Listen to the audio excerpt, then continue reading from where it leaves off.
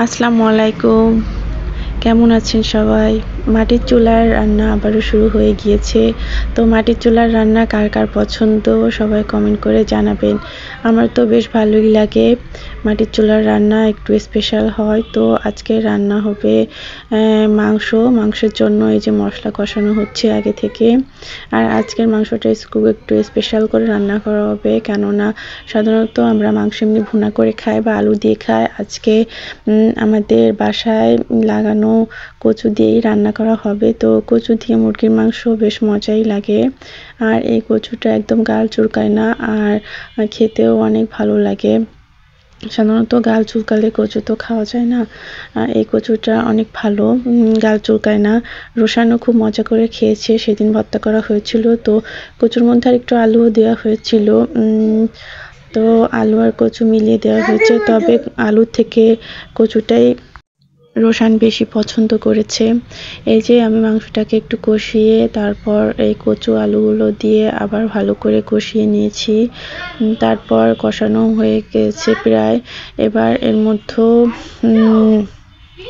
গরম পানি অ্যাড করে দিব, আর পানি দেওয়ার পর কিছু সময় জাল করে নিলেই রেডি হয়ে যাবে, কেননা কচুটা আগে থেকে একটু ভাপিয়ে নেওয়া হয়েছে, যাতে সিদ্ধ তাড়াতাড়ি হয়ে যায়, আবার গাল চুলকানোর কোনো সম্ভাবনাও না থাকে।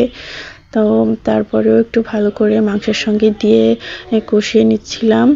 এরপর গরম পানি দিয়ে আর কিছু সময় জাল করে নিলেই রেডি হয়ে যাবে কচু আর মুরগির মাংসের ঝোল। তো এই যে গরম পানি দিয়ে দেওয়া হয়েছে, আর দেখেন কালারটা কত সুন্দর এসেছে। অবশ্যই একটু ঝালটা বেশি হয়েছিল, আমাদের কাছে ঠিকই ছিল, রোশানের কাছে একটু বেশি ঝাল হয়েছিল। তো এটা হচ্ছে মুরগির মাংসের ফাইনাল লুক। কালারটা পুরা লাল টকটকা হয়েছে, একটু বেশি কালারফুল দেখাচ্ছে মাংসটা, তবে খেতে অনেক মজাই হয়েছিল।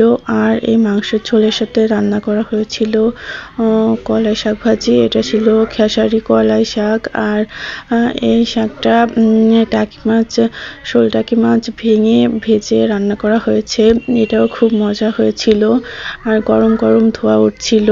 আর এটা হচ্ছে সেই ভর্তা, রোশানের পছন্দের টাকি মাছ, সরিষা আর সরিষা ফুল আর ধনেপাতার সে ভর্তা।